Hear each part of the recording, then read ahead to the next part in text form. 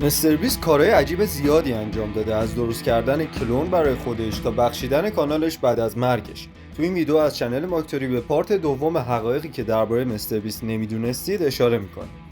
تا با وجود یک کودکی بسیار سخت و یک بیماری خطرناک، جیمی تونست به یه میلیاردر تبدیل بشه و اگه فکر میکنید او مانند دیگران در یک عمارت چند میلیون دلاری زندگی میکنه، کاملا در اشتباهی، چون معلوم شده که مستر بیست حتی خونه هم از خودش نداره. مستر بیست در یک استودیوی کوچیک داخل دفتر عظیم 70 میلیون دلاریش زندگی میکنه و این آپارتمان بسیار کوچیکه.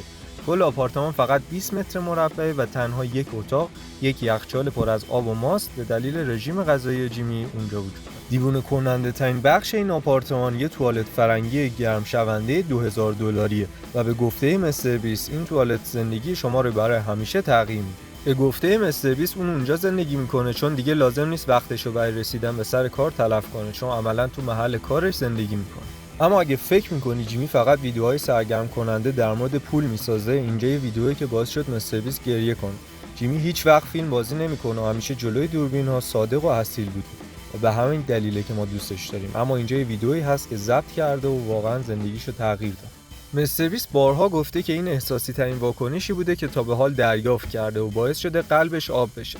این اتفاق زمانی افتاد که مستر بیست داشت به هر پیک پیتزا 10,000 دلار انعام میداد و یکی از اونها واکنشی کاملا متفاوت از چیزی که مستر بیست انتظارشو داشت نشون. اولش اون مرد اصلا واکنشی نشون نداد. جیمی فکر می‌کرد اون فقط یه آدم آروم و خونسرده، اما معلوم شد که اون فکر می‌کرده پول واقعی نیست و داستان این مردی که اینجا می‌بینید واقعا دلخراشه. مستر بیست میگه که درو باز کردم، اون فقط شروع کرد به گریه کردن. اون گفت حتی فکر نمی‌کردم این پول واقعی باشه و گفت من فقط فردا رو از سر کار مرخصی گرفتم و خیلی وقت بچه‌هام رو ندیدم، چون هر روز کار میکنم و انگار حالا میتونم یه روز رو با دخترم بگذرونم. این بهترین روز زندگی منه. خیلی خوشحالم. بعد منو بغل کرد و گریه میکرد و اشکاش روی پیراهنم سرازیر شد.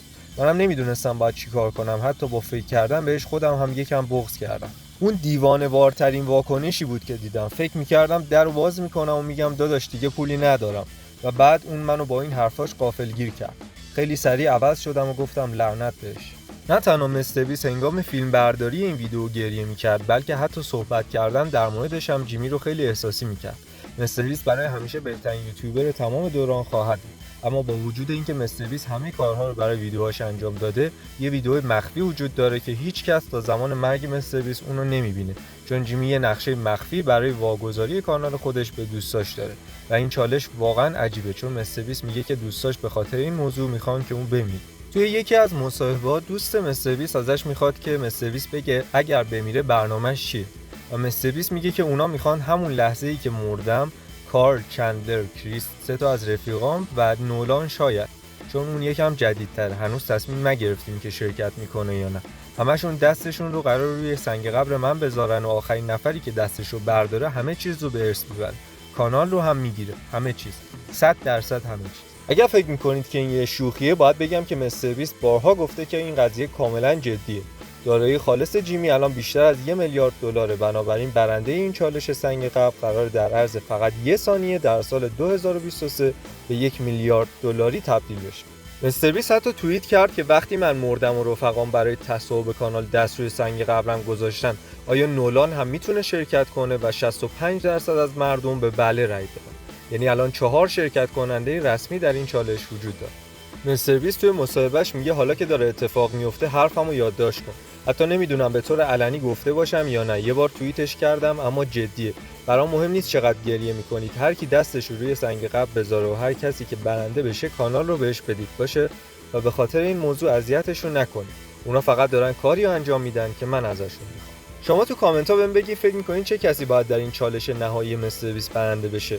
نولان، کارل، چندلر یا این دختر کریس؟ یه چیز حتی پشم‌ریزون‌تر اینه که جیمی یه بار گفت که شاید واقعا به همه القا کنه که حتی بعد از مرگش هم زنده است، چون جیمی گفت اگه قرار باشه به خاطر سرطان یا هر بیماری دیگه‌ای بمیره تا روز مرگش هر روز ویدیو میسازه و با وانمود کردن اینکه برای سالها بعد هنوز زنده است طرفداراش رو گول میزنه. این ایده واقعا دیوونه کنندن. دیگه نمیدونم مستر بیست یه نابغه است یا داره دیوونه میشه، اما دیوونه کننده ترین چیز امروز در مورد مستر بیست اینه که اون رسما کلون خودشو داره و این کلون $1,000,000 کاملا در سطح دیگه‌ایه، چون نه تنها مثل مستر بیست فکر میکنه بلکه مثل اون هم رفتار میکنه. حتی برای بیشتر از 4 سال مستقیم با جیمی زندگی میکرده و هیچ کس تا همین اواخر از این داستان عجیب خبر نداشت. وقتی که از جیمی پرسیدن که چی شد که به این نتیجه رسیدی که به یک کلون از خودت نیاز داری، جیمی در جوابش گفت که خب این یه جور اتفاق افتاد.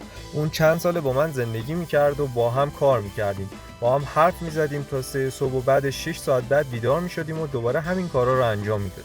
بعد از تقریباً 2 سال این اتفاق تبدیل شد به اتفاق عمدی.